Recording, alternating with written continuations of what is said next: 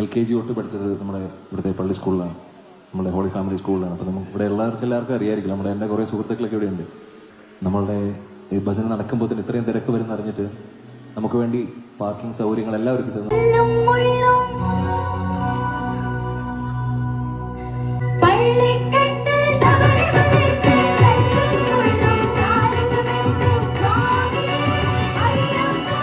എല്ലാവർക്കും നമസ്കാരം. നന്ദഗോവിന്ദം ഭജനാസ്.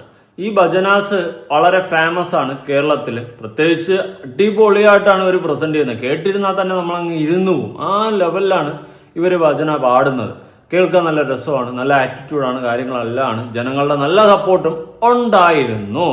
ഇപ്പോൾ ലേറ്റസ്റ്റ് ആയിട്ട് പായസത്തിൽ കൊണ്ട് ചിക്കൻ മസാല കലക്കിയിരിക്കുകയാണ് ഈ പറയുന്ന നന്ദഗോവിന്ദം ഭജനാസ്. ഉള്ള കാര്യം പറയാമല്ലോ, എനിക്ക് വലിയ യോജിപ്പൊന്നുമില്ല ഈ ചെയ്ത പ്രവൃത്തിയോട്. അതിന്റെ റീസൺ ഞാൻ പറഞ്ഞു തരാം. അതിനു മുന്നേ ആദ്യമായി വീഡിയോ കാണുന്നവർ ചാനൽ സബ്സ്ക്രൈബ് ചെയ്യാനും വീഡിയോ ലൈക്ക് ചെയ്യാനും ഹൈപ്പ് കൊടുക്കാനും മറക്കണ്ട. പ്രത്യേകിച്ച് ഈ ഒരു വിഷയത്തിൽ മതം മിക്സ് ചെയ്ത് അല്ലെങ്കിൽ മതത്തിന്റെ പേരിൽ തമ്മിൽ തല്ലണം എന്നൊന്നുമല്ല ഞാൻ പറയുന്നത്. ഒരിക്കലും. പ്രത്യേകിച്ച് ഈ വിഷയം സംസാരിക്കുന്ന ഞാൻ ക്രിസ്ത്യൻ മതത്തിലുള്ള ഒരു വ്യക്തിയാണ്. എന്ന് വെച്ചിട്ട് മറ്റുള്ള മതങ്ങളെ ബഹുമാനിക്കാത്ത ഒരു വ്യക്തിയൊന്നുമല്ല ഞാൻ ഒരിക്കലും. അമ്പലങ്ങളിൽ ചെയ്യേണ്ടത് അമ്പലങ്ങളിൽ തന്നെ ചെയ്യണം, പള്ളിയിൽ ചെയ്യേണ്ടത് പള്ളിയിൽ തന്നെ ചെയ്യണം. അല്ലാണ്ട് അമ്പലത്തിൽ ചെയ്യേണ്ടത് പള്ളിയിലും പള്ളിയിൽ ചെയ്യേണ്ടത് അമ്പലത്തിലും ചെയ്യേണ്ട കാര്യമില്ല. ഓരോ സ്ഥലങ്ങളിൽ അവരുടേതായ വിശ്വാസങ്ങളും ആചാരങ്ങളും ഉണ്ട് എന്നുള്ളൊരു കാര്യം വ്യക്തമായിട്ട് നമ്മൾ ആദ്യം മനസ്സിലാക്കുക. അല്ലാണ്ട് അമ്പലത്തിൽ നമുക്ക് മതേതരത്വം പിടിക്കാമെന്ന് പറഞ്ഞുകൊണ്ട് പള്ളിയിലത്തെ പാട്ട് പാടേണ്ട ഒരു കാര്യമില്ല. അത് തെറ്റാണ് എന്നേ ഞാൻ പറയത്തുള്ളൂ. ഇപ്പം അമ്പലത്തിലായാലും പള്ളിയിലായാലും അവരുടേതായ വിശ്വാസങ്ങളും ആചാരങ്ങളും അനുഷ്ഠാനങ്ങളും എല്ലാ കാര്യങ്ങളും അവിടെ ഉണ്ട്. അത് അതിൻ്റെതായ രീതിയിൽ അങ്ങോട്ട് പോട്ടെ. നമുക്ക് താല്പര്യമില്ലെങ്കിൽ നമ്മൾ അങ്ങോട്ട് പോകാതിരിക്കുക. അല്ലാണ്ട് അവിടുത്തെ ആചാരങ്ങളെയും കാര്യങ്ങളൊക്കെ അപമാനിക്കുക, അല്ലെങ്കിൽ ഈ പറഞ്ഞതുപോലെ പള്ളിയിൽ പോയിട്ട് അമ്പലത്തിലെ പാട്ട്, അമ്പലത്തിൽ പോയിട്ട് പള്ളിയിലെ പാട്ട്, ഇതൊന്നും പാടേണ്ട കാര്യമില്ല. ഇവിടെ നന്ദഗോവിന്ദ ഭജനാസ് കാണിച്ചിട്ടുള്ളത് മോശമെന്നേ ഞാൻ പറയത്തുള്ളൂ. പ്രത്യേകിച്ച് ഗാനമേളയിലാണെങ്കിൽ ഇപ്പം അമ്പലത്തിൽ ഒരു ഗാനമേള വെച്ചു, അത് ഗാനമേളയാകുമ്പോൾ അമ്പലത്തിന് പുറത്ത് വെച്ചാണ് നടത്തുന്നത്. വേണമെങ്കിൽ ഒരു പള്ളിയിലെ പാട്ടൊക്കെ പാടിയാലും വലിയ കുഴപ്പമൊന്നുമില്ല. പക്ഷേ അമ്പലത്തിന്റെ ഉള്ളിൽ നടക്കുന്ന ഒരു പരിപാടിയാണ് ഈ പറയുന്ന ഭജന, അല്ലെ? ആ സ്ഥിതിക്ക് അത് ഈ ആൾക്കാരിരുന്ന് കാണുന്നതും അല്ലെങ്കിൽ ആസ്വദിക്കുന്നതും കേൾക്കുന്നതും വിശ്വാസത്തോടു കൂടിയാണ്.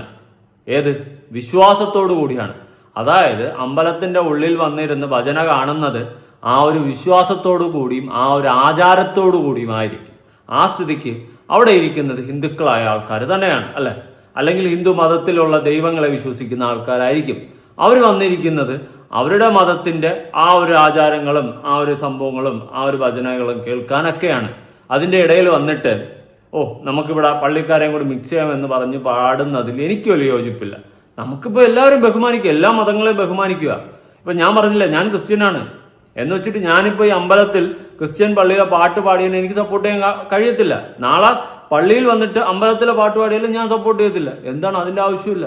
നമുക്കിപ്പോൾ അമ്പലത്തെ പാട്ട് കേൾക്കണമെങ്കിൽ അമ്പലത്തിൽ പോയി കേൾക്കാം, പള്ളിയിലെ പാട്ട് കേൾക്കണമെങ്കിൽ പള്ളിയിൽ വന്ന് കേൾക്കാം. അല്ലാതെ അമ്പലത്തിലെ പാട്ട് വന്ന് പള്ളിയിൽ പാടി അവിടെ കേൾക്കേണ്ട കാര്യമില്ല. അതുപോലെ പള്ളിയിലെ പാട്ട് അമ്പലത്തിൽ പാടി അമ്പലത്തിൽ പോയി കേൾക്കേണ്ട കാര്യമില്ല. ഇത് എൻ്റെ ഒരു ഒപ്പീനിയനാണ്. അതാണ് ഞാൻ തുടക്കത്തിൽ പറഞ്ഞ പായസത്തിൽ ചിക്കൻ മസാല കലക്കണ്ട. ഇത് ഞാൻ പറഞ്ഞ കാര്യമല്ല, വേറൊരു വ്യക്തി പറഞ്ഞാണ്. നമുക്ക് അതിലോട്ട് വരാം. എന്തായാലും ഈ പാടിയ ഭജനപ്പാട്ട് നമുക്കൊന്ന് കേൾക്കാം. അതായത് അമ്പലത്തിൽ പാടിയ ക്രിസ്ത്യൻ പാട്ട്, ഭജന രൂപത്തിൽ പാടിയ പാട്ട് നമുക്കൊന്ന് കേട്ടു നോക്കാം. LKG തൊട്ട് പഠിച്ചത് നമ്മുടെ ഇവിടുത്തെ പള്ളി സ്കൂളിലാണ്, നമ്മുടെ ഹോളി ഫാമിലി സ്കൂളിലാണ്. അപ്പോൾ നമുക്ക് ഇവിടെ എല്ലാവർക്കും അറിയായിരിക്കും. എൻ്റെ കുറേ സുഹൃത്തുക്കളൊക്കെ ഇവിടെയുണ്ട്. നമ്മളുടെ ഈ ഭജന നടക്കുമ്പോൾ തന്നെ ഇത്രയും തിരക്ക് വരുന്ന അറിഞ്ഞിട്ട് നമുക്ക് വേണ്ടി പാർക്കിംഗ് സൗകര്യങ്ങൾ എല്ലാവർക്കും തന്നത് ഇവിടുത്തെ പള്ളി ഗ്രൗണ്ടിലാണ്. ദേശവിളക്ക് എന്നുള്ള നമുക്ക് അടുത്ത ദിവസം ഉണ്ട് നമുക്ക് ദേശവിളക്ക്. ഇപ്പോൾ ദേശവിളക്കിനാണ് ഇവിടെ നടക്കുന്ന സമയത്ത് ദേശം മുഴുവൻ വിളക്കുകളാണ്. ആ സമയത്ത് ഇവിടെ പള്ളിയിലും വിളക്കുകൾ എത്തിക്കാറുണ്ട്. അപ്പോൾ അങ്ങനെ പോകുന്നൊരു നാടാണ്. അപ്പം ഇപ്പോൾ ഈ ഒരു കാലഘട്ടത്തിൽ മതസൗഹാർദ്ദം എന്നൊക്കെ പറയുമ്പോൾ എന്തൊക്കെ പ്രശ്നം പോലെയൊക്കെ പല സ്ഥലങ്ങളിൽ ഞാൻ കമൻറ്റുകളൊക്കെ ഉണ്ട്. പക്ഷേ അങ്ങനെയൊന്നും ഞങ്ങൾക്ക് അറിയത്തില്ലാത്ത കാലഘട്ടത്തിൽ ജീവിച്ച മനുഷ്യന്മാരാണ് ഞങ്ങൾ. അപ്പോൾ ഇന്ന് ഭജന കേൾക്കാൻ വേണ്ടിയിട്ട് എനിക്കറിയാം, ഇന്ന് തിരുവനന്തപുരത്ത് നിന്ന് ക്രിസ്ത്യൻസ് ആയിട്ടുള്ള എന്നെ പഠിപ്പിച്ച ടീച്ചറിൻ്റെയൊക്കെ സിസ്റ്റേഴ്സൊക്കെ ഇവിടെ വന്നിട്ടുണ്ട്. അവരെ കൂടി ഉണ്ടാവും. ധാരാളം ആൾക്കാർ വന്നിട്ടുണ്ട് ഇവിടെ. അപ്പോൾ ഒരു കാര്യങ്ങളിലെ വ്യത്യാസമൊന്നും കാണാത്ത ഒരു നാടാണ്. അപ്പം നമുക്ക് വേണ്ടി ഇത്രയും സൗകര്യങ്ങളെല്ലാം ചെയ്തു തന്ന അവർക്ക് വേണ്ടി ഒരു പാട്ട് നമുക്ക് പാടാമല്ലോ, അല്ലേ?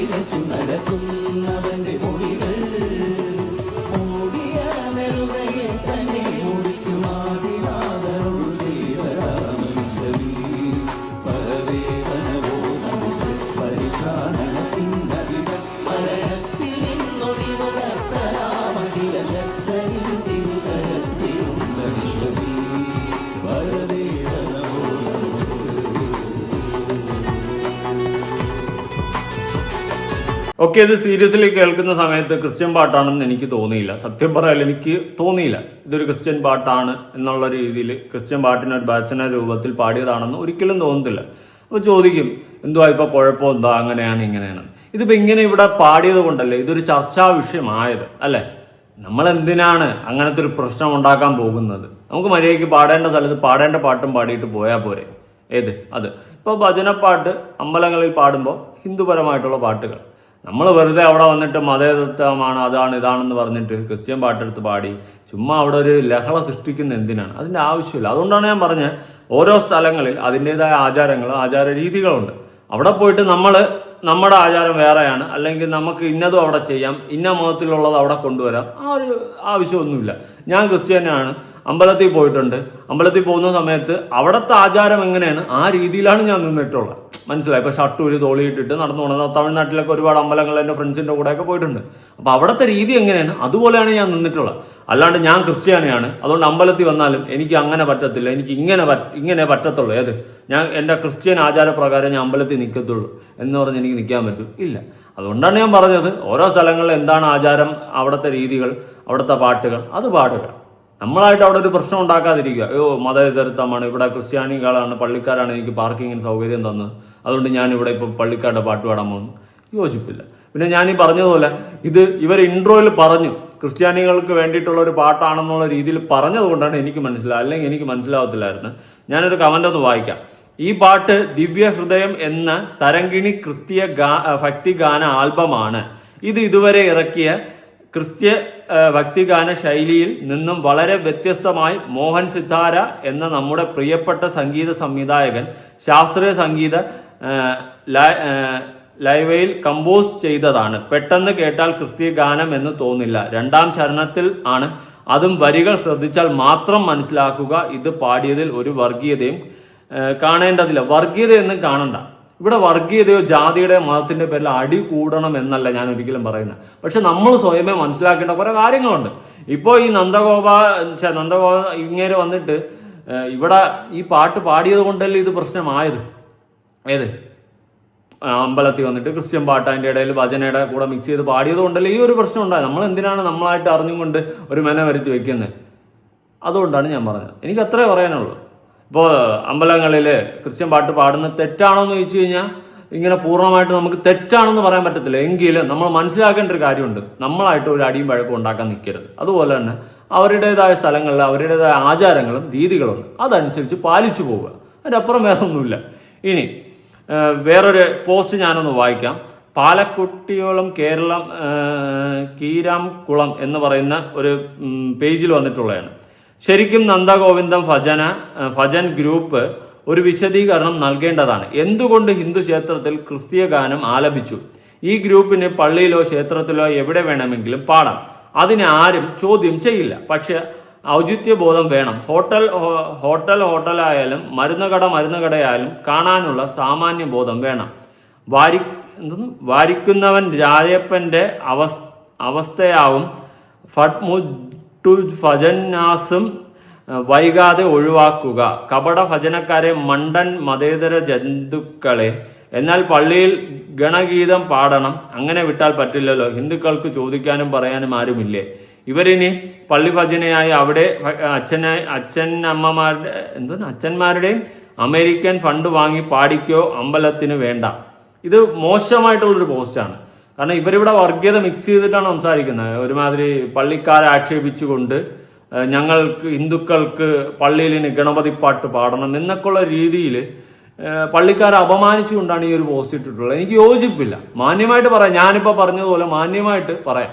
അതായത് നമ്മൾ വർഗീയതയോ ജാതിയും മതവും പറഞ്ഞ് അടിക്കാനല്ല ഞാൻ പറയുന്നത്. നമ്മൾ ഇങ്ങനെ ഒരു അടി ഒഴിവാക്കുക, അതാണ് ബുദ്ധി, അല്ലേ? നമുക്കറിയാം ഇങ്ങനെ ഒരു പാട്ട് പള്ളിപ്പാട്ട് പോയി അമ്പലത്തിൽ പാടിക്കഴിഞ്ഞാൽ അതൊരു പ്രശ്നമുണ്ടാകും. അതുകൊണ്ട് നമ്മൾ ആ പ്രശ്നം ഉണ്ടാക്കാതിരിക്കുക, അല്ലേ? അതല്ലേ ചെയ്യാൻ പറ്റുന്നത്, അതാണ് ചെയ്യേണ്ടതും. അല്ലാണ്ട് അമ്പലത്തിൽ വന്നിട്ട് ക്രിസ്ത്യൻ പാട്ട് പാടിയിട്ട് മതേതത്വം എന്ന് പറഞ്ഞും കൊണ്ട് കൈകോർക്കാൻ നിന്ന് കഴിഞ്ഞാൽ ഇതുപോലെ കുറേ എണ്ണം ഇറങ്ങും. എന്തിനാണ് നമ്മൾ ആവശ്യമില്ലാത്ത വഴക്കും അടിയൊക്കെ ഉണ്ടാക്കുന്നത്? ഓരോ സ്ഥലങ്ങളിൽ അതിൻ്റെതായ രീതികളും ആചാരങ്ങളും ഇല്ലേ, അതനുസരിച്ച് പോവുക. അതിന് വേണ്ടിയിട്ടല്ല ആ സ്ഥലത്തിൽ പോകുന്നത്. അത്രയേ ഉള്ളൂ, അത്രേ എനിക്ക് പറയാനേ ഉള്ളൂ. ഓക്കെ, ഇനി ശശികല ടീച്ചർ ഇട്ടിട്ടുള്ള പോസ്റ്റ് വായിക്കാം. ഇതുവരെ അവരെ ആരും അഭിനന്ദിച്ചിരുന്നില്ല. 10,000 മണിക്കൂറുകൾ അവരെ കാത്തിരുന്നത് നിന്ദിക്കാനായിരുന്നു. ചെറിയ പ്രഭാഗം അരുവിയാണ്, തോടാണ്, പുഴയാണ്. അവയൊക്കെ ഭൂമിയുടെയും ജീവജാലങ്ങളുടെയും ദാഹം മാറ്റാനും മനസ്സും ശരീരം കുളിപ്പിക്കാനും ഒക്കെ നല്ലതാണ്. പക്ഷേ പ്രഭാഗത്തിന് ശക്തി കൂടിയാൽ അത് പലതിനെയും ഒഴുക്കിക്കളയും. ചൂരൽ മലയിലൊക്കെ പ്രഭാക ശക്തി കൂടിയതിൻ്റെ അനുഭവം എന്താണെന്ന് നമുക്കറിയാമല്ലോ എന്ന് പറഞ്ഞുകൊണ്ട് കുത്തിക്കൊണ്ട് ശശികല ടീച്ചർ ഒരു പോസ്റ്റ് ഇട്ടിട്ടുണ്ടായിരുന്നു. ചിക്കൻ മസാല നല്ലതാണ്, പക്ഷേ പായസത്തിലിടരുത്. അവർ പറഞ്ഞൊരു കാര്യമാണ്, ഞാൻ യോജിക്കുന്നു. കാരണം നമ്മൾ എന്തിനാണ് ഒരു അടിയും വഴക്കൊക്കെ ഉണ്ടാക്കുന്നത്? ചിക്കൻ മസാല എവിടെ ഇടണം? ചിക്കനിലിടണം. പായസത്തിൽ എന്തിടണം? അവിടെ ഇടേണ്ട സാധനം ഇടണം. അല്ലാണ്ട് വന്നിട്ട് ചിക്കൻ മസാല കൊണ്ട് പായസത്തിൽ ഇട്ട് കഴിഞ്ഞാൽ എങ്ങനെ ഇരിക്കും? ആ അവസ്ഥ തന്നെയാണ്. കറക്റ്റ് ഡയലോഗാണ് കേട്ടോ. ക്ഷേത്രത്തിൽ ക്രിസ്തീയ ഭക്തിഗാനം ആലോപിച്ചതിൽ നന്ദഗോവിന്ദം ഭജനസിനെതിരെ KP ശശികല. കേട്ട, വല്ല ആവശ്യമുണ്ട്? ഇതിപ്പോൾ വർഗീയത അടിയും വഴക്കും കുത്തും ഒക്കെ ആയിട്ടുണ്ട്. വല്ലാത്തൊരവസ്ഥയിലൂടെയാണ് ഇപ്പം കടന്നു പോകുന്നത്. ഇനി ഇവരുടെ പഴയൊരു ഇന്റർവ്യൂ ഉണ്ട്, കുറച്ച് ഭാഗം ഞാനൊന്ന് കേൾപ്പിച്ചു തരാം. ഏറ്റവും വലിയ ചലഞ്ച് എന്ന് പറഞ്ഞു കഴിഞ്ഞാല് നാളെ ഞങ്ങളെ തന്നെ ഇമ്പ്രൂവ് ചെയ്തില്ലെങ്കിൽ ഉണ്ടാകുന്ന ചലഞ്ച് ഉണ്ടാവുള്ളൂ. ഞങ്ങൾ ആക്ച്വലി കോമ്പറ്റീഷൻ ആയിട്ട് കാണുന്നത് ഞങ്ങൾ തന്നെ ഉള്ളൂ. സ്റ്റാർട്ട് ചെയ്തൊരു പോയിന്റ് മാത്രം അതുകൊണ്ട് മാത്രം ഇന്ന് നിൽക്കുന്ന ഒരു ഇതിലേക്ക് വരുമെന്ന് ഞാൻ വിശ്വസിക്കുന്നില്ല. അതിനകത്ത് എല്ലാവരുടെയും എഫോർട്ട് ഉണ്ട്. ഒരു പാട്ട് വൈറലായെന്ന് പറഞ്ഞാൽ അത് ജസ്റ്റ് ഒരു പീക്കിൽ വന്നു, അത് താഴേക്ക് പോകുന്ന ഒരു കാര്യം. ഇപ്പൊ നിങ്ങളെ കോപ്പി അടിച്ചിട്ട് ഒരുപാട് പെമ്പിള്ളാരൊക്കെ ടീമുകളായിട്ടൊക്കെ വന്ന് ഊക്കുമാൻ ചേറി കയറി പോയിട്ടുണ്ടായിരുന്നു. ശിലാപത്തി എന്നൊക്കെ പറഞ്ഞും കൊണ്ട് ചുമ്മാ അങ്ങോട്ട് ക്യൂട്ട്നെസ് വാരിയിട്ട് ഒലിപ്പിച്ച് നാട്ടുകാരുടെ വായിരിക്കണം ഫുള്ള് തള്ളക്കൊളി മഞ്ചു പോയി. അതുപോലെ കുറെ ടീമുകളൊക്കെ പോയിട്ടുണ്ട്. എന്തിനാണ് ഈ പട്ടിഷോയും കാര്യങ്ങളൊന്നും ആവശ്യമില്ല. പിന്നെ നമ്മൾ കുറച്ചൊന്ന് വളർന്നു കഴിയുമ്പോൾ നമുക്ക് സ്വയം ഒരു അഹങ്കാരമൊക്കെ തോന്നിക്കഴിഞ്ഞാൽ അത് കുത്തനെ ഇടിഞ്ഞു വീഴും. ഉള്ള കാര്യം പറയാമല്ലോ, അഹങ്കരിക്കരുത്, നെഗളിക്കരുത്. ഇന്നത്തെ കാര്യം പോലും ഇങ്ങനെയാണ്. പക്ഷെ ആൾക്കാരുടെ ഇപ്പൊ പറഞ്ഞ പോലെ ഞങ്ങള് അമ്മമാരുടെ മനസ്സിലും അല്ലെങ്കിൽ ഇത്ര ആൾക്കാരുടെ മനസ്സിലെ ഒരു മക്കളെ പോലെ ഇടം പിടിച്ച സാധനമൊന്നും പോകത്തില്ല. അതൊരിക്കലും പോകാൻ പോകുന്നില്ല എന്നുള്ള കാര്യം നമുക്കറിയാം. പക്ഷെ എന്നാൽ പോലും നമുക്ക് മുന്നോട്ടുള്ള സസ്റ്റൈനബിലിറ്റിക്ക് വേണ്ടിയിട്ട് നമുക്ക് ഇന്നത്തെ ഇപ്പൊ രാജൻ പ്രേമത്തോടാണെങ്കിൽ പോലും അത് തന്നെ എല്ലാ കാലം പാടിക്കൊണ്ടിരിക്കാൻ പറ്റില്ല. അപ്പൊ അതിന് വേണ്ടിയിട്ടുള്ള കാര്യങ്ങൾ മുന്നോട്ട് ഞങ്ങൾ ചെയ്യണം. ഇപ്പൊ പ്രവീൺ ചേട്ടൻ പറഞ്ഞല്ലോ അവിടെ മിസ്സിംഗ്, ഉണ്ണിച്ചേട്ടൻ നാട്ടിൽ തന്നെയാണ് തോന്നുന്നത്. അപ്പം പ്രവീൺ ചേട്ടൻ പറഞ്ഞല്ലോ അവിടെ ഇരിക്കുന്ന സമയത്ത് ഇവിടെ പാട്ട് കേൾക്കുമ്പോൾ ഭയങ്കര അരിവിരി ഉള്ളൂ അവിടെ ഇരുന്നിട്ട്. ഉണ്ണിച്ചേട്ടൻ പറയുകയാണെങ്കിൽ ഇവിടെ ടീമില് ഒരു ടീമംഗം മിസ് ഇല്ല എന്നുണ്ടെങ്കിൽ നിങ്ങൾക്ക് ഏറ്റവും ഫീൽ ചെയ്യുന്ന ഒരു സംഭവം എന്തായിരിക്കും? ചില പാട്ടുകൾ അത് അവർ പാടിയില്ലെങ്കിൽ നമുക്ക് ഒരു തൃപ്തി വരത്തില്ല. അപ്പൊ നമ്മൾ അത് ആ പാട്ടൊക്കെ ചിലപ്പോൾ നമുക്ക് പാടിയെ കൊള്ളാമെന്ന് തോന്നുന്ന സമയത്ത് ആ വ്യക്തി ആ സമയത്ത് ആ സ്റ്റേജിൽ ഇല്ലെങ്കിൽ നമുക്ക് ഭയങ്കര മിസ് ചെയ്യും. പക്ഷെ അത് കേട്ടാൽ കൊള്ളാം. ഞാൻ തന്നെ കുറെ പാട്ടുകൾ കേൾക്കാൻ വേണ്ടി ലിസ്റ്റ് ഇട്ട് കൊടുക്കും. റിക്വസ്റ്റ് വന്നിട്ടുണ്ട്, ഇവർ തന്നെ പേപ്പർ എല്ലാ സ്റ്റേജിലും ഒരേ ഹാൻഡ് റൈറ്റിംഗ് വരാൻ തുടങ്ങിയപ്പോൾ ഞങ്ങൾക്ക് മനസ്സിലായത്. അങ്ങനെ മിസ് ചെയ്ത വേദികൾ ഉണ്ടായിട്ടുണ്ട്, ഒത്തിരി വേദികളുണ്ട്. അപ്പം ഉണ്ണിച്ചേട്ടൻ്റെ ഒരു അനുസരിച്ചിട്ട് എങ്ങനെയാണ് നന്ദഗോവിന്ദത്തിന്റെ ഒരു സംഭവം വേണ്ടത്? ഇപ്പൊ പറഞ്ഞു പ്രവീൺ ചേട്ടൻ ഇപ്പൊ ജോലിയൊക്കെ വേണ്ടെന്ന് വെച്ചിട്ട് നന്ദഗോവിന്ദൻ തന്നെയാണ്. ഇപ്പൊ നമുക്ക് നമ്മുടെ എല്ലാം നമ്മുടെ പ്ലാനിങ്ങിലേക്ക് എല്ലാവരും എത്തിയിട്ടുണ്ട്. ഇപ്പൊ എല്ലാവരും കാണും. റെസ്പോൺസിബിലിറ്റി കൂടുതലാണല്ലോ. ഇപ്പൊ പറഞ്ഞ ആ സെയിം കാര്യങ്ങൾ ഇത്ര ആൾക്കാർ നമ്മളെ അക്സെപ്റ്റ് ചെയ്ത് കഴിയുമ്പോഴത്തേക്ക് അത് അവരുടെ കാര്യം മാത്രമല്ല, നമുക്ക് റെസ്പോൺസിബിലിറ്റി അത്രയും കൂടുവാണ്. നേരത്തെ പറഞ്ഞ പോലെ നമ്മളൊരു അതാണ് ഇത്രയും ആൾക്കാർ നമ്മളെ അക്സെപ്റ്റ് ചെയ്ത് കഴിഞ്ഞാൽ നമുക്ക് റെസ്പോൺസിബിലിറ്റി എന്ത് ചെയ്യും? കൂടും. പിന്നെ നമ്മൾ ആദ്യം കാണിച്ചുകൊണ്ടിരുന്ന പോലത്തെ കോപ്രായങ്ങൾ കാണിക്കരുത്. ഏത് കോപ്രായം നിങ്ങൾ കാണിച്ചെന്നല്ല, നമ്മൾ പണ്ട് കാലത്ത് ചെയ്തുകൊണ്ടിരുന്നത് പോലെ സില്ലിയായിട്ട് കാര്യങ്ങൾ എടുക്കല്ലേ. നമ്മളെ കൂടുതൽ ആൾക്കാർ അറിയും തോറും, കൂടുതൽ ആൾക്കാർ നമ്മൾ അക്സെപ്റ്റ് ചെയ്യും തോറും പിന്നെ നമുക്ക് റെസ്പോൺസിബിലിറ്റി കൂടും. അവിടെയാണ് നമ്മൾ ശ്രദ്ധിക്കേണ്ടത്. അതായത് പിന്നെ മണ്ടത്തരങ്ങൾ കാണിക്കാതിരിക്കുക. എന്തിനാണ് ഇങ്ങനെ ഒരു സീന് നിങ്ങൾ ക്രിയേറ്റ് ചെയ്ത് നിങ്ങൾക്ക് എതിരെ ഹിന്ദുക്കൾ തന്നെ തിരിഞ്ഞിട്ടുണ്ട്. നിങ്ങളായിട്ട് വരുത്തി വെച്ചതെന്ന് ഞാൻ പറയത്തുള്ളൂ. ഇത് എന്തിനാണ്? ഇതിൻ്റെ ഒന്നും ആവശ്യമില്ല. നമ്മൾ മതേതരത്വമൊക്കെ കാണിക്കേണ്ടത് നമ്മുടെ ഉള്ളിൽ, നമ്മളുടെ പ്രവൃത്തിയിലൊക്കെയാണ്. അല്ലാണ്ട് അമ്പലത്തിൽ പോയിട്ട് പള്ളിപ്പാട്ട് പാടിയല്ല മതേതരത്വം കാണിക്കേണ്ടത്. ഉള്ള കാര്യം പറയാം. ഈ പോക്കിരാജ സിനിമയിൽ ആണത്തം കാണിക്കേണ്ടത് മണ്ടത്തരം കാണിച്ചിട്ടാണെന്ന് പറയുന്നത് പോലെയാണ് എനിക്കിവിടെ പറയാനുള്ളത്. കേട്ടോ, സൂക്ഷിച്ചാൽ ദുഃഖിക്കണ്ട, അല്ലെങ്കിൽ ആൾക്കാരെടുത്തിട്ട് അങ്ങ് ഒട്ടുക്കും. കുറേ മണ്ടത്തരങ്ങൾ കാണിക്കരുത്. റെസ്പോൺസിബിലിറ്റി ഇനി നിങ്ങളുടെ മേലിൽ കുറച്ച് കൂടുതലാണ്. കാരണം കുറച്ച് പബ്ലിസിറ്റി കൂടി. അതൊന്ന് ചിന്തിച്ചാൽ കൊള്ളാം. അല്ലെങ്കിൽ കഥം എന്ന് പറയുന്ന പോലെ പൂട്ടിക്കെട്ടി പോവാം. പരിപാടി ചെയ്ത ആ ഒരു റെസ്പോൺസിബിലിറ്റി അല്ല നമുക്കിപ്പോൾ ഉള്ളത്. അപ്പൊ ആ റെസ്പോൺസിബിലിറ്റിക്ക് അനുസരിച്ച് നമ്മൾ ചെയ്യണം എന്നുണ്ടെങ്കിൽ നമ്മൾ അത്രയും ടൈം ഇൻവെസ്റ്റ് ചെയ്യും. ആ ക്വാളിറ്റി നമ്മൾ മെയിൻറ്റെയിൻ ചെയ്യണം, അല്ലെങ്കിൽ അതിലും ബെറ്റർ ക്വാളിറ്റി അത് പ്രൊഡ്യൂസ് ചെയ്യണമെന്നുണ്ടെങ്കിൽ ടൈമാണ് ഏറ്റവും അത്യാവശ്യമായിട്ട് വേണ്ടത്. അപ്പൊ ജോലി ഒരിക്കലും നമുക്ക് ആ ഒരു ഫ്ലെക്സിബിലിറ്റി തരത്തില്ല ഇതിനു വേണ്ടിയിട്ട് ഇൻവെസ്റ്റ് ചെയ്യാനായിട്ട്. അപ്പം ഇതിനകത്ത് കൂടുതൽ ടൈം വേണമെന്നുണ്ടെങ്കിൽ ഇത് മാത്രം ഒരു ഓപ്ഷനേ ഉള്ളൂ. അതുകൊണ്ടാണ് അതങ്ങനെ ചെയ്തത്. ഞാൻ ഏറ്റവും വലിയ ആഗ്രഹ പൂർത്തീകരണം ഇപ്പൊ ഈ നടക്കുന്ന കാര്യം, അതായത് ഞങ്ങൾ എപ്പോഴും പറഞ്ഞുകൊണ്ടിരിക്കുന്ന ഒരു കാര്യം എന്ന് പറയുന്നത്, നമ്മള് ബാക്കി എല്ലാ കാര്യങ്ങളും വിട്ട് ഇതിനു വേണ്ടിയിട്ട് ഫുൾ ടൈം നമുക്ക് 20-25 വയസ്സ് തൊട്ട് ഞങ്ങൾ പറയുന്ന കാര്യമാണ് ഫുൾ ടൈം ഭജന, വേറെ ഒന്നും ചെയ്യരുത്. നല്ലൊരു ഏർപ്പാടാണ്. പക്ഷെ അതിന്റെ പേരിൽ ഏറെ കയറി പോകാതിരിക്കാനും കൂടി ഒന്ന് സൂക്ഷിക്കുക. ഫുൾ ടൈം ഭജനയൊക്കെ നല്ലത് തന്നെയാണ്, നല്ല കാര്യവുമാണ്, നല്ലതാണ്. ആൾക്കാർ നിങ്ങളെ കൂടുതലായിട്ട് അക്സെപ്റ്റ് ചെയ്യുന്നുണ്ട്, നിങ്ങൾ ഒരുപാട് പേര് ഇഷ്ടപ്പെടുന്നുണ്ട്, സ്നേഹിക്കുന്നുണ്ട്. നിങ്ങളെ കണ്ട് കോപ്പി അടിച്ചിരുന്ന പെമ്പിള്ളേർ ഏറെ കയറി പോയിട്ടുണ്ട്. ഇങ്ങനെ കുറേ കാര്യങ്ങൾ നടന്നിട്ടുണ്ട്. ഇപ്പം നിങ്ങൾ ഓവർ സ്മാർട്ട് കാണിച്ച് മാസ് കാണിക്കാൻ നോക്കി നിങ്ങളും പോയിട്ടുണ്ട് കേരള. സബാഷ്. ലൈഫിൽ നമുക്ക് അതും ഫാമിലി നമുക്ക് ഇഷ്ടമുള്ള സമയത്ത് നമ്മളുടെ ജോലിയല്ല, നമ്മുടെ ഫാമിലിയുടെ കൂടെ മാക്സിമം ടൈം സ്പെൻഡ് ചെയ്യുക, പിന്നെ പ്രോഗ്രാംസ് ചെയ്യുക. അത് പക്ഷേ അതിനിയും കുറച്ചുകൂടെ ടൈം എടുക്കുമെന്നിരിക്കുന്നത്. കാരണം ഞങ്ങൾക്ക് ഇപ്പോൾ കൂടുതൽ ടൈം നമ്മൾ ഇൻവെസ്റ്റ് ചെയ്തുകൊണ്ടിരിക്കുന്നത് പ്രോഗ്രാംസിന് വേണ്ടിയിട്ടാണ്. പക്ഷെ അതൊരു നമ്മൾ ഈ പറഞ്ഞ ഒരു ട്രാക്കിലേക്ക് വന്നു. ഇപ്പൊ ശരിക്കും പറഞ്ഞാൽ നമ്മൾ പല കാര്യങ്ങളും കോംപ്രമൈസ് ചെയ്യുന്നില്ല. അതായത് ജോലിക്ക് പോകണം, ഫാമിലി ടൈം ഉണ്ട്, അല്ലെങ്കിൽ പ്രാക്ടീസിന് പോകണം, അതിന്റെ കൂട്ടത്തിൽ പ്രോഗ്രാമിന് പോകണം, അതിന് ട്രാവൽ ചെയ്യണം, അങ്ങനെ കുറെ കാര്യങ്ങളുണ്ട്. പക്ഷെ അതെല്ലാം മാറി ഫാമിലിയും ഭജനയും മാത്രമാവുന്നൊരു എല്ലാവരും ഇത് ചെയ്യുന്നൊരു കാര്യം. അതായത് ഫ്രീ ആയിട്ടിരിക്കുന്നതിനേക്കാൾ വെറുതെ കുറെ നേരം ഇരുന്ന് കഴിയുമ്പോഴത്തേക്ക് നമുക്ക് തന്നെ ബോറടിക്കും. എന്തെങ്കിലും നമ്മൾ എൻഗേജ് ആയിട്ടിരിക്കണം നമ്മൾ പറയും. പക്ഷെ നമ്മളെ നിയന്ത്രിക്കാൻ ഒരാളില്ല. നമ്മൾ ഇഷ്ടപ്പെട്ടൊരു കാര്യം ഇഷ്ടമുള്ളത്ര സമയം നമുക്ക് ചെയ്യാൻ പറ്റും. ഇപ്പം ഹരിയും ഞാനും കൂടെ കഴിഞ്ഞ ദിവസം പോയപ്പോഴത്തേക്കും ഞങ്ങളിങ്ങനെ രാവിലെ തൊട്ട് ട്രാവലിംഗ്, നമ്മുടെ കോട്ടയത്തൊരു പ്രോഗ്രാം ആയിരുന്നു, അതിന്റെ വെന്യൂ ബുക്ക് ചെയ്യാൻ പോയി. അത് കഴിഞ്ഞിട്ട് അതിന് വരുന്ന ഗസ്റ്റുകൾക്കുള്ള ഹോട്ടൽ റൂംസ് ഞങ്ങൾ എൻക്വയറി അതിന് വേണ്ടിയിട്ട് പോയി. അത് കഴിഞ്ഞ് കോട്ടയത്ത് വന്ന് വേറെ പല കാര്യങ്ങൾ, ഇതെല്ലാം ഭജനയായിട്ട് റിലേറ്റഡ് ആണ്. പക്ഷെ നമ്മുടെ ഒരു ജോലിക്ക് വേണ്ടിയിട്ടാണ് ഇത് ചെയ്യുന്നുണ്ടെങ്കിൽ നമ്മളോട് എക്സ്ക്യൂസ് പറഞ്ഞത്. കാരണം അത് 8 മണി രാവിലെ 10 മണിക്ക് പോയിട്ട് ഞങ്ങൾ 8 മണി 8:30 ആയപ്പോൾ ഞങ്ങൾ കോട്ടയത്ത് നിൽക്കുകയാണ്. പക്ഷെ ഞങ്ങൾക്ക് ഒരു എന്താ പറയുന്നത്, ഇതാണ് ഇറിറ്റേഷൻ ഇല്ല. അതായത് അച്ചീവ്മെന്റ് എന്ന് പറയണമെന്നുണ്ടെങ്കിൽ ആഗ്രഹം ഇതായിരുന്നു. അതായത് ഒരു നമുക്ക് റിട്ടയർമെന്റ് ലൈഫ് ഒക്കെ എത്തുന്നതിന് കുറെ വർഷങ്ങൾക്ക് മുന്നേ തന്നെ ഫുൾ ടൈം ആയിട്ട് സ്വസ്ഥമായിട്ട് ഭജന മാത്രം ചെയ്ത് ജീവിക്കുക, അത് മാത്രമേ ഉണ്ടായിരുന്നുള്ളൂ. അതിന് ഇത്ര ഇൻകം കിട്ടണം അങ്ങനെയൊന്നും ഉണ്ടായിരുന്നില്ല. നമ്മൾ ആഗ്രഹം അതിനു മുന്നേ നമ്മൾ പണി ചെയ്ത് പൈസ അറ്റ്ലീസ്റ്റ് ഒരു എമൗണ്ട് ഉണ്ടാക്കുക, കയ്യിലുണ്ടാക്കുക, അതിനുശേഷം അത് ഇൻവെസ്റ്റ് എവിടെയെങ്കിലും ചെയ്യുക, എന്നിട്ട് പാടുക, അന്ന് മാത്രമേ ഉണ്ടായിരുന്നുള്ളൂ. പക്ഷെ ഇപ്പം അറ്റ്ലീസ്റ്റ് വേണമെങ്കിൽ നമുക്ക് ഇതുകൊണ്ടും കൂടെ ജീവിക്കാം.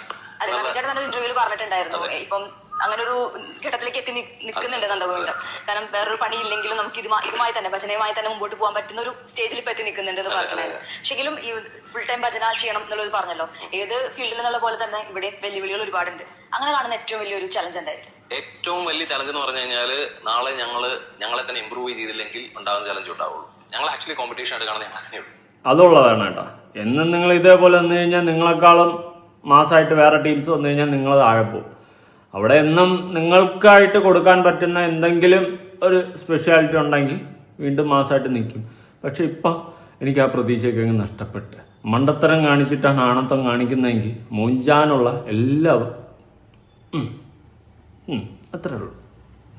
വേറെ എല്ലാവരും വരണം. കാര്യം ഇപ്പൊ ഒത്തിരി ഗ്രൂപ്പുകൾ വരുന്നത് വെൽക്കമിങ്, അങ്ങനെ ഒരു കാര്യം ഉണ്ടാവണം. അപ്പൊ പല പ്രോഗ്രാം ചെയ്യുന്ന ആൾക്കാർക്കും അവർക്കും ഇതുകൊണ്ട് ജീവിക്കാൻ സാധിക്കുന്നു എന്നുള്ള പറയുന്നത് ദാറ്റ്സ് എ ബ്യൂട്ടിഫുൾ. അത് ഞങ്ങൾ കാരണം ഒരു ഇൻഡസ്ട്രി വലുതാണെന്നുണ്ടെങ്കിൽ അതിലും വലിയ അച്ചീവ്മെന്റ് ഇല്ലല്ലോ. അപ്പം അതൊരു ഭയങ്കര അല്ല, അതെനിക്ക് മനസ്സിലായില്ല. ഞങ്ങൾ കാരണം ഒരു ഇൻഡസ്ട്രിയാ, അത് ഏത് അർത്ഥത്തിലാ പറഞ്ഞേ? എനിക്ക് അർത്ഥം അങ്ങോട്ട് പിടികിട്ടുന്നില്ല. അതെന്തുവാ? ഇതിപ്പോ ഒരു ഇൻഡസ്ട്രി ആക്കി അല്ലെങ്കിൽ ഒരു കച്ചവടമാക്കി നിങ്ങൾ മാറ്റുന്നുണ്ടോ? ഓക്കെ, നിങ്ങൾക്ക് അതൊരു ജീവിത മാർഗമാകാം, വോട്ടെവർ, പൈസ കിട്ടുന്നുണ്ട്. പക്ഷെ ഈ ഭജന പാടുന്നതെന്ന് വെച്ച് കഴിഞ്ഞാൽ അത് ഭക്തിപൂർവ്വം പാടുന്ന ഒരു കാര്യമെന്നാണ് എനിക്ക് തോന്നുന്നത്. മേ ബി അങ്ങനെയാണ്, തോന്നുന്നല്ല, അങ്ങനെയാണ്. ആ സ്ഥിതിക്ക് അതിനൊരു ഇൻഡസ്ട്രി ആക്കി മാറ്റാൻ ഇതെന്തോ സിനിമ പിടുത്തമാണോ എന്തെങ്കിലും, അല്ലെങ്കിൽ എന്തെങ്കിലും ആൽബം പിടുത്തമാണോ? എനിക്കറിയാത്തോണ്ട് ചോദിക്കുക. എനിക്കെന്തോ അത് ഡൈജസ്റ്റ് ആയിട്ടില്ല. ഇതെന്തോ ഒരു ഇൻഡസ്ട്രി പോലെ ഇവർ കാണുന്നു. കൂടുതൽ ആൾക്കാരെ വരട്ടെ, കോമ്പറ്റീഷൻ ഉണ്ടാവട്ടെ. ഇതൊരു ഭക്തിപൂർവ്വം പാടുന്ന ഒരു കാര്യമല്ലേ ഈ ഭജന. നിങ്ങൾക്ക് അതിൽ നിന്ന് ഇൻകം കിട്ടുന്നുണ്ട്, ഓക്കെയാണ്, വാട്ട് എവർ എന്ന് വെച്ചിട്ട് അതിനൊരു ഇൻഡസ്ട്രി ആക്കി മാറ്റി, ഒരു കച്ചവടമാക്കി മാറ്റി. എന്തുവാടേ ലെവലേശം ക്വാളിറ്റി ബിഗ് സീറോയിലോട്ട് പോവുകയാണ്. ഓക്കെ, ഞാൻ അങ്ങനെയാണ് മനസ്സിലാക്കുന്നത്. നിങ്ങൾ ആദ്യം പറഞ്ഞു ഞങ്ങൾക്ക് അത്യാവശ്യം ഞങ്ങൾ പണിയെടുത്ത് കുറച്ച് പൈസ ഉണ്ടാക്കി എന്താ FD എന്തെങ്കിലും ഇട്ടിട്ട് ഇൻട്രസ്റ്റ് വാങ്ങി ജീവിക്കാം, ഇത് ഞങ്ങളുടെ ഒരു ഇതായിട്ട് കൊണ്ടുപോകാം എന്നുള്ള രീതിയിൽ പറയുകയും, എന്നാൽ ഇപ്പം നിങ്ങളുടെ ഉള്ളിലെന്ന് ആ സാധനം ഓട്ടോമാറ്റിക്കായിട്ട് വന്നു. ഇതൊരു ഇൻഡസ്ട്രി ആക്കി മാറ്റി, ആ ഒരു സെറ്റപ്പ് അതെനിക്ക് യോജിപ്പില്ല കേട്ടോ. എൻ്റെ അറിവിൽ ഭക്തിപൂർവ്വം പാടുന്ന ഒരു സംഭവമാണ് ഈ ഭജന. അതിനെ നമ്മൾ കച്ചവടമാക്കി മാറ്റി അല്ലെങ്കിൽ ഒരു ഇൻഡസ്ട്രി ആക്കി മാറ്റുന്നതിൽ എനിക്ക് യോജിപ്പില്ല കേട്ടോ. എൻ്റെ ഒരു ഒപ്പീനിയൻ പറഞ്ഞാണ്. എനിക്കിതിനെ ആധികാരികമായിട്ട് അറിയില്ലെങ്കിലും സാധാരണ ജനങ്ങളുടെ ഇടയിൽ നിന്നും കേൾക്കുന്ന സമയത്ത് എനിക്ക് തോന്നിയ എൻ്റെ ഒരു ഒപ്പീനിയനാണ് ഞാൻ ഈ പറഞ്ഞത്. സന്തോഷം. പക്ഷെ ഞങ്ങള് ഇപ്പൊ ഇന്ന് ചെയ്യുന്ന കാര്യങ്ങൾ തന്നെ നാളെ തന്നെ ഞങ്ങൾ ചെയ്തുകൊണ്ടിരുന്നു കഴിഞ്ഞാൽ ദാറ്റ്സ് എ ഫെയിലിയർ. അപ്പൊ അത് മാത്രമാണ് ഞാൻ കാണുന്ന തോൽവി. അപ്പോ ആ ഒരു കാര്യത്തിനെ ബീറ്റ് ചെയ്യാനായിട്ടാണ് ഈ ഒരു വർഷം, ഈ കാണുന്ന അടുത്തൊരു വർഷം ഞങ്ങൾ 26-27 നമ്മൾ അടുത്ത് കാണുന്ന ഇന്റർവ്യൂവിൽ അതിനെക്കുറിച്ച് ചർച്ച ചെയ്യണം. നമ്മൾ ഈ കാര്യത്തിനെ കുറിച്ച് ചർച്ച ചെയ്തത് അപ്പം അതായിരിക്കണം മുമ്പോട്ടുള്ള ഒരു സംഭവം വരുന്നത്. അത് ആദ്യത്തിൽ നമ്മൾ പറഞ്ഞു തുടങ്ങിയത് വെമിനികുളങ്ങര മഹാവിഷ്ണു ക്ഷേത്രത്തിൽ ഇനി വരാൻ പോകുന്ന ഒരു പ്രോഗ്രാമിനെ പറ്റിയിട്ടാണ്. അപ്പം ഇവിടെ വീണ്ടും ഒരു 2 വർഷത്തിന് ശേഷം തോന്നുന്നുണ്ടല്ലോ ഒരു പ്രോഗ്രാം ചെയ്യുന്നത്. 24-ലാണ് ഒരു പ്രോഗ്രാം ഇവിടെ ചെയ്തിട്ടുണ്ടായിരുന്നു. ഇപ്പൊ 2 വർഷത്തിന് ശേഷം വീണ്ടും ഒരു പ്രോഗ്രാം ചെയ്യാൻ പോവാണ്. ഇപ്പോ ഈ ഒരു ഘട്ടത്തിൽ അന്ന് ചെയ്ത ക്രൗഡ് ആയിരിക്കില്ലേ വരാൻ പോകുന്നത്? എന്താ നിങ്ങൾ എക്സ്പെക്ട് ചെയ്യുന്നത്? ഞങ്ങള് എക്സ്പെക്ട് ചെയ്യുന്നത് നന്നായിട്ട് പെർഫോം ചെയ്യുക, ഏറ്റവും നല്ല രീതിയിൽ പ്രസന്റ് ചെയ്യുക, എല്ലാവരും ഇൻവോൾവ് ചെയ്യിക്കുക. അപ്പം നമ്മൾ നന്ദഗോവിന്ദത്തിന്റെ ഈ പറഞ്ഞ തട്ടകം അല്ലെങ്കിൽ നമ്മളുടെ സ്വന്തം അമ്പലത്തിന്റെ വൈബ് എന്താണെന്ന് വെളിയിൽ നിന്ന് വരുന്നവർക്കും കൂടെ അറിയാനുള്ള ഒരു അവസരം ഉണ്ടാക്കി കൊടുക്കുക എന്നുള്ളതാണ്. എങ്ങനത്തെ ക്രൗഡിനായിരിക്കും എക്സ്പെക്ട് ചെയ്യുന്നുണ്ടാവുക? ഒപ്പം പാടുന്ന ഒരു ക്രൗഡിനെ. അതാണ് നിങ്ങളുടെ ഊർജ്ജം അല്ലെ? അതാണ് നിങ്ങളുടെ ഒരു ഊർജ്ജം. അതാണ് ഞങ്ങൾ. അതായത് നമുക്ക് ശരിക്കും പറഞ്ഞാൽ ഏറ്റവും കൂടുതൽ പ്രോഗ്രാം ഉള്ളത് നമ്മുടെ കോട്ടയം ജില്ല വെച്ച് പറയുകയാണെങ്കിൽ കോട്ടയം ജില്ലയെക്കാളും കൂടുതൽ വേറെ ജില്ലകളിൽ നിന്നായിരിക്കും ഏറ്റവും കൂടുതൽ പ്രോഗ്രാമുകൾ. കൊല്ലമാണ് ഏറ്റവും കൂടുതൽ. അപ്പൊ അവരെ ഇവിടെ എത്തിക്കുക എന്നുള്ളതായിരിക്കും അടുത്തവര്. കോട്ടയത്ത് എത്തിക്കുക. ഓക്കെ, ഇവരിതെന്തൊരു കോമ്പറ്റീഷൻ മത്സരം ആ ഒരു സെറ്റപ്പിൽ ഏറ്റെടുത്തിട്ടുണ്ട്. എൻ്റെ അറിവിൽ ഭജന എന്ന് പറയുന്ന ഭക്തിപൂർവ്വം പാടേണ്ട അല്ലെങ്കിൽ ഭക്തജനങ്ങൾക്ക് ആസ്വദിക്കേണ്ട ദൈവത്തിന്റെ ഒരു സെറ്റപ്പിലുള്ള സംഭവമാണ് അല്ലേ. അതിന് ഇവരെന്തോ കോമ്പറ്റീഷൻ ഇൻഡസ്ട്രി ഈ ഒരു ലെവലിലൊക്കെ ഏറ്റെടുക്കുന്നുണ്ട്. ക്വാളിറ്റി ബിഗ് സീറോയിലോട്ട് പോയിക്കൊണ്ടിരിക്കുകയാണ്. ഇത് ഒരു നടക്കേ പോകൂല പൊന്നു മക്കളെ. ഞാൻ കുറച്ച് കമന്റ്സ് ഒന്ന് വായിക്കാം. ഭജൻ ഇൻഡസ്ട്രി വെറും വ്യവസായം, അവിടെ ഭക്തിയല്ല പണവും പ്രശസ്തിയുമാണ് പ്രധാനം. കറക്റ്റ് അല്ലേ? പേടിക്കണ്ട, ഭയം ഏതാണ്ട് തീർച്ചയായി. ഊളത്തരം കൊണ്ടിറങ്ങിയാൽ പതനവും വേഗത്തിലായിക്കോളും. Beginning of the end. വന്ന വഴി മറക്കാൻ തുടങ്ങിയപ്പോൾ മൺമറഞ്ഞു പോയ വഴികാട്ടികൾ കൂടെയുള്ളവരെ പാർശ്വവൽക്കരിക്കുന്നു എന്ന് തോന്നിയപ്പോൾ സാക്ഷാൽ വാണി ദേവി തുടങ്ങിയിടത്ത് വച്ചു തന്നെ ഒരു ചെറിയ പണി നൽകിയതാ. ആദ്യം ഒരു കാര്യം മനസ്സിലാക്കണം, നിങ്ങളല്ല ഇവിടെ ഭജൻസ് തുടങ്ങിയത്. വന്ന വഴി മറക്കരുത്. എന്ത് തോന്നിവാസം കാണിക്കാം എന്നാണോ ഈ കയറ്റത്തിനും ഒരിറക്കമുണ്ടാകും. അത് ഓർമ്മ ഉള്ളത് നല്ലതാ. ഇൻഡസ്ട്രിയോ ഭജൻ ഇൻഡസ്ട്രി കൊള്ളാം, നല്ല വ്യവസായം. അതെ, തൊട്ടുമോനെ നീ തോറ്റു. ഇന്ത്യയില നിൽക്കില്ല ഈ സീസൺ മാത്രം. വലിയ മതേതര ഡെക്കറേഷൻ വേണ്ട. ഹിന്ദു ഭക്തി ഗാനങ്ങൾ കൊണ്ട് തന്നെയാണ് നിങ്ങൾ പ്രശസ്തരായത്. വന്ന വഴി മറക്കാതിരിക്കുക. പിന്നെ ഈ ഗ്രൂപ്പിൽ നവീൻ ഇല്ല എങ്കിൽ ഒരു ആവറേജ് ഭജന സംഘം അത്രേ ഉള്ളൂ. അത് ബാക്കിയുള്ളവർ മനസ്സിലാക്കിയാൽ കൊള്ളാം. ഇവിടെ പാരമ്പര്യമായി എത്രയോ പേർ സമ്പ്രദായ ഭജന കൊണ്ട് ജീവിക്കുന്നു. അവർ ഒരു ജീവിത ഉപാധിയായി ആരും കാണാറില്ല. അതാണ് എൻ്റെ അറിവിൽ അങ്ങനെയാണ്. അതായത് ഭജന പാടുന്നത് ജീവിത ഉപാധി അല്ല. കാരണം എൻ്റെ ഒരു കൂട്ടുകാരൻ കോളേജിൽ പഠിച്ച ഒരു പയ്യനൊക്കെ പാടുന്നത് എനിക്കറിയാം. അതൊരു ജീവിത ഉപാധിയായി അല്ല അവനെ അത് കണ്ടിട്ടുള്ളത്. അതുകൊണ്ടാണ് ഞാനത് പറഞ്ഞത്. എനിക്ക് ചെറിയ കേട്ടറിവുകൾ മാത്രമേ ഉള്ളൂ, പക്ഷെ കേട്ട കാര്യങ്ങൾ അത്യാവശ്യം എനിക്ക് അറിയാം. മനസ്സിലായോ? ഇതൊരു ജീവിത ഉപാധിയല്ല. ഇവനത് ഇൻഡസ്ട്രി ആക്കി മാറ്റുന്നു, അതൊരു വ്യവസായമായി വൽക്കീകരിച്ചെടുക്കുന്നു. വാവ്, അമേസിങ്. നിങ്ങളും ഗാനമേളക്കാരും തമ്മിൽ ഒരു വ്യത്യാസമേ ഉള്ളൂ. നിങ്ങൾ അമ്പലത്തിലും അവർ പുറമേയും പാടുന്നു. രണ്ടു കൂട്ടരും സ്വയം എഴുതി ഉണ്ടാക്കിയ പാട്ടല്ല പാടുന്നത്. നിങ്ങൾ ഈ ഹൈപ്പ് എന്തിനാണെന്ന് മനസ്സിലാകുന്നില്ല. ബെസ്റ്റ്. അല്ലെങ്കിലും ടിക്കറ്റ് എടുത്ത് ഭക്തി ഒരു അല്ല എന്നറിയാവുന്നത് കൊണ്ട് നമ്മൾ ഇമാതിരി കോപ്പിലൊന്നും പോയി തലവെക്കില്ല. ഭജൻസിൽ ഭജന പാടണം. ഗാനമേളയ്ക്ക് എല്ലാം പാടുന്നതിൽ ഒരു കുഴപ്പവുമില്ല, അത്ര തന്നെ. പായസത്തിൽ ചിക്കൻ മസാല ഇടരുത്. നല്ല പോലെ ആൾക്കാർ എടുത്തിട്ട് അലക്കുന്നുണ്ട്. എൻ്റെ പൊന്നളിയ മൂഞ്ചി എന്നങ്ങ് കൂട്ടിക്കോ. ഇനി അണ്ണന്റെ പാട്ട് ഗംഭീരമാണെന്ന് പറഞ്ഞുകൊണ്ട് ഞാൻ കുറച്ച് നാളുകൾക്ക് മുന്നേ ഒരു വീഡിയോ ചെയ്തിട്ടുണ്ടായിരുന്നു. അണ്ണനെ കോപ്പി അടിച്ച് വന്ന കുറെ എണ്ണം ഏറി പോയിട്ടുണ്ടായിരുന്നു. അന്ന് ഏറിപ്പോയ ടീംസിനെ നമുക്കൊന്ന് കാണാം. അത് എന്നാ ക്യൂട്ട്നെസ്സാ വാരി എറിയുന്ന. ഭജന എന്തിനാണ് പാടുന്നതെന്ന് പോലും അറിഞ്ഞുകൂടാത്ത കുറച്ച് വധൂരികളാണ്. കാണാം.